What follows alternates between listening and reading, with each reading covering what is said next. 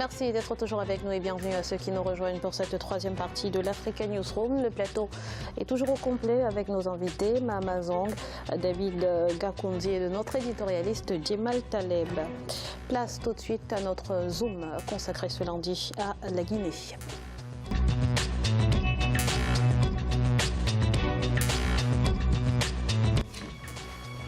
La Guinée, où les travaux de construction d'un nouveau barrage hydroélectrique, le barrage d'Amaria, ont été lancés ce 19 janvier, situé dans la région de Kindia. Il s'agit de la troisième infrastructure du genre réalisée ces dernières années afin de satisfaire la demande en électricité et parallèlement celui de Swapiti d'une puissance de 450 MW avance à grands pas. C'est un reportage d'Emmanuel Mimono, notre correspondant en Guinée. Après Caleta, Swapiti et aujourd'hui Amaria, la Guinée veut relever le défi de l'électricité pour tous dans les prochaines années. Les travaux de construction du grand barrage hydroélectrique de Swapiti avancent vers l'objectif d'une production de 450 MW à partir de 2020. La Guinée a une capacité de 6 000 MW de barrage hydraulique qui peut nous permettre non seulement de couvrir tous nos besoins, mais de servir nos pays voisins en énergie, qui est le point le plus important. Donc je suis très content qu'on ait pu faire Caleta et qu'aujourd'hui on ait pu voir comment Swapiti avance. Avec un coût estimé à 1,3 milliard de dollars, le barrage hydroélectrique de Swapiti devrait permettre de résorber une partie du déficit énergétique du pays et surtout garantir le fonctionnement à plein temps de celui de Caleta, lancé en septembre 2015. 6 milliards de mètres cubes d'eau vont être dans la zone là, par là. 6 milliards de mètres cubes d'eau. Ces 6 milliards de mètres cubes d'eau vont permettre de produire 450 MW et garantir le fonctionnement de Caleta. C'est ça l'élément important. D'une durée de réalisation de 58 mois, le barrage de Swapiti serait aujourd'hui à plus de 50% de taux de réalisation selon les experts. Il vient renforcer Caleta et sera suivi de Amaria, dont les travaux de construction ont été lancés ce vendredi 19 janvier 2018. Objectif, porter le taux d'accès à l'électricité à 65% à l'horizon 2020. Alors Djemal, inauguration d'un nouveau barrage alors que les travaux de construction de celui de Swapiti vont bon train. Quelle appréciation faites-vous de la politique énergétique qui est actuellement menée en Guinée? Positive. C'est un pays qui n'a aucune raison d'avoir des problèmes d'électricité, ni d'ailleurs d'eau, il peut lier les deux. Et pourtant c'est le pays qui en a eu pendant très longtemps. On aime bien vilipender le président Condé, alors que de ce point de vue-là et sur ce point-là, il n'a absolument pas à rougir de ce qu'il fait. Mais si ça pouvait se dupliquer un peu ailleurs, on serait beaucoup plus heureux. Après, une offre d'électricité répond à un environnement général, géologique, économique, culturel. L'idée aussi, c'est d'avoir l'électricité la plus abondante et la moins chère possible. Si vous appelez la Guinée, vous avez probablement l'un des capitales hydrauliques les plus élevés de la région, vous privilégiez d'abord l'électricité hydroélectrique. Et donc, c'est le choix qui a été fait par la Guinée. Il a l'inconvénient, c'est que les coûts de production sont très élevés et donc les coûts d'exploitation le seront davantage parce que le taux d'encrassage des turbines hydroélectriques sont très élevés. Après, il y a un problème global, c'est le continent africain, que la Guinée peut régler en partie, mais que le Congo est capable de régler en grande partie. Nous avons un taux de pénétration sur le continent africain de 23%, le plus bas au monde. Et dans certains pays, il descend jusqu'à 13-15%. Moi, je viens de Mauritanie, et à titre d'exemple, 45% de l'offre énergétique aujourd'hui, elle est solaire et éolienne. Et avec une centrale de 100 MW qui vient d'être faite, on sera à 65% de mixte énergétique. Je me suis toujours demandé pendant 50 ans dans mon pays pourquoi on n'y a pas pensé.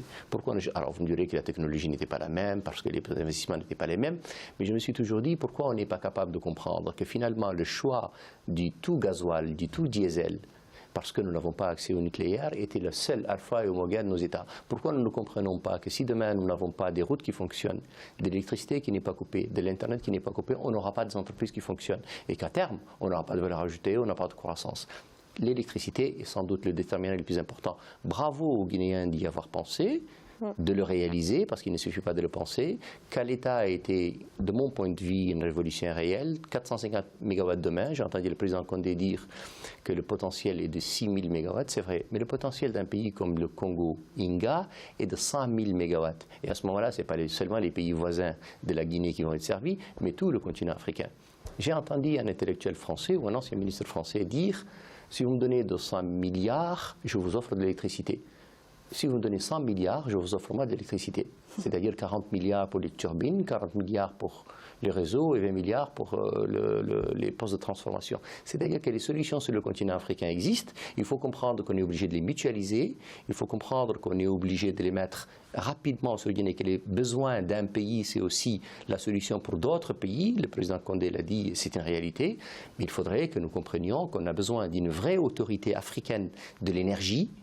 Là où les Européens se sont réunis pour l'histoire de l'acier, nous avons besoin d'une vraie autorité africaine de l'énergie. Cette autorité africaine de l'énergie est capable de réaliser les projets, de lever les fonds, et le seul vivier de croissance universelle aujourd'hui et demain, c'est le continent africain.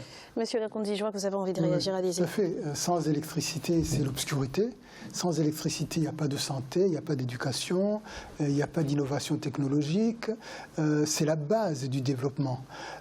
Et le problème, c'est qu'on a oublié là aussi les ancêtres du panafricanisme. Fanon disait, à l'époque, déjà dans les années 60, il faudra interroger jusqu'au ciel pour l'énergie. Donc il parlait déjà de l'énergie solaire bien longtemps, bien avant. À l'époque, on pensait que c'était un grand idéaliste. Et la question aujourd'hui, c'est comment justement on va allier ces formes d'énergie traditionnelles, les grands barrages, avec les nouvelles énergies durables, le solaire, l'éolienne, etc., qui sont les énergies de l'avenir en fait, parce qu'elles sont durables. Et puis effectivement, l'autre question, c'est comment on mutualise au-delà des frontières nationales. Vous avez parlé du barrage d'Inga qui aurait dû permettre l'électrification de toute la région, qui ne l'a pas été malheureusement. C'est le cas aussi de la Guinée, le fameux château dont on parle en permanence. Comment faire en sorte que la Guinée puisse aussi faire bénéficier les autres pays de sa production en termes d'énergie, puisqu'elle a l'eau chez elle. Alors avant d'en arriver là, on se demande déjà comment faire en sorte que tous les Guinéens finalement bénéficient de cette production. Parce que la question centrale, elle est celle-là. Pourquoi l'énergie? Pour les citoyens. On en revient toujours à cela. Pour améliorer la vie quotidienne des citoyens. Comment expliquer justement, M. Zang, que malgré cette hausse de production d'électricité en Guinée, le pays soit toujours encore confronté à des délestages? Le cas de la Guinée n'est pas unique. Ce n'est pas un cas isolé, bien sûr. Malheureusement. Et presque 60 ans après les indépendances, il est encore affligeant de constater que les coupures de courant, c'est quelque chose de tragiquement banal. Alors que sans l'électricité, on ne peut pas faire avancer les choses, on ne peut pas faire tourner toutes les machines. Il y a une deuxième question qui se pose aussi. Est-ce qu'on a formé suffisamment de techniciens guinéens pour en assurer par la suite la maintenance? Parce que souvent, dans nos pays, on construit très bien et puis à un moment, on s'aperçoit en fait que les gens qui doivent faire tourner ces machines-là font cruellement défaut. Et enfin, je crois que le financement n'est pas assuré à 100% par l'État guinéen. Et en dernier lieu, c'est une entreprise chinoise qui assure, n'est-ce pas, la construction. Là également, il y a des questions à se poser sur les capacités de nos dirigeants à faire travailler nos entreprises locales. Il y a tout le temps de problèmes. Moi, Monsieur Zang vient de le dire, produire de l'électricité, c'est une chose, mais il faut encore pouvoir la distribuer, et là, il y a des défis à relever. Mais parce que nous arrêtons très souvent à la construction des centrales, et nous pensons qu'une fois la centrale est construite, les problèmes sont réglés. Non, malheureusement. L'électricité, c'est un processus très long. Il commence par la construction de la centrale, la construction des autoroutes de transport, de distribution, le réseau de distribution. Et une fois que vous avez fait la distribution, vous êtes obligé de faire des boucles de distribution autour de la ville, des boucles de redistribution, des postes de transformation pour transformer l'électricité forte en électricité faible, un centre de dispatching pour que vous puissiez avoir une gestion plus intelligente et plus éclairée de votre électricité. C'est un processus qui est très long et si vous ne le faites pas, il ne sera pas efficient de A à Z. La difficulté très souvent, c'est que quand vous dites de délestage, les Guinéens qui voient une centrale ou une centrale hydroélectrique se construire, ils se disent dans quelques années c'est réglé. Non, malheureusement, dans quelques années elle n'est pas réglée parce qu'une fois qu'elle est construite, il faut que tout le processus derrière vienne. Et hélas, des fois ça prend 5 ans, 7 ans, même 10 ans, dans un pays où rien n'a été fait depuis toujours. J'ai entendu quelqu'un de Guinée me dire « Oui, mais enfin, votre Alpha Condé, c'est bien, mais il ne nous donne pas suffisamment d'électricité et on a toujours des coupures. » Ben oui, ça vient de loin. Et comme ça vient de loin, ben, il faut attendre malheureusement beaucoup de temps pour que ça puisse se faire. Vous avez soulevé, monsieur, une chose qui est tout à fait juste. La difficulté qu'on a, c'est qu'on met des milliards à construire des centrales et on ne les entretient pas. On met des milliards à construire des routes et on ne les entretient pas. On met même des milliards à acheter des avions et on ne les entretient pas. Le gros nœud, c'est le continent africain. Mais ça, hélas, pour le coup, ça concerne beaucoup d'autres pays. Je mets exception de mon Rwanda chéri. Je mets de côté de quelques pays, évidemment, mais c'est une réalité. Sauf en ce qui concerne les droits humains, les droits de l'homme. Là n'est pas le sujet du jour. Ce n'est pas un petit phénomène au Rwanda comme ailleurs. Sur la Je n'ai Guinée. pas dit que c'était un épiphénomène, mais je suis persuadé que le plus grand constructeur des droits demain du Rwanda, c'est Paul Kagame. Je veux dire pourquoi. Parce qu'il construit une école de bonne qualité. Il construit un Rwandais demain de classe moyenne de bonne qualité, qui aujourd'hui n'a pas de revendications en termes de droits, mais qui les aura demain, parce qu'il aura atteint un niveau beaucoup plus important. Et je veux vous dire, il va construire un État beaucoup plus solide, une société beaucoup plus solide, dont les revendications seront encore plus solides. Et je pense, moi, que finalement, en termes de droits de l'homme, Paul Kagame, dans les 20-30 prochaines années, on le citera comme exemple. Je vous dis un dernier exemple, c'est le président Bourguiba. Tous ceux qui ont vilipendé Bourguiba à cette époque-là vous diront aujourd'hui « Ah, mon Dieu, s'il pouvait être là ». Pourquoi ? C'était un grand monsieur. Mais qui n'était pas un grand démocrate, vous l'aurez compris. Il avait une vision. Merci à tous les deux. Allez-y, rapidement, Voilà, monsieur. je voulais dire qu'on en revient à là où on a commencé. Sur Weah. La question centrale, c'est la question de la pensée stratégique.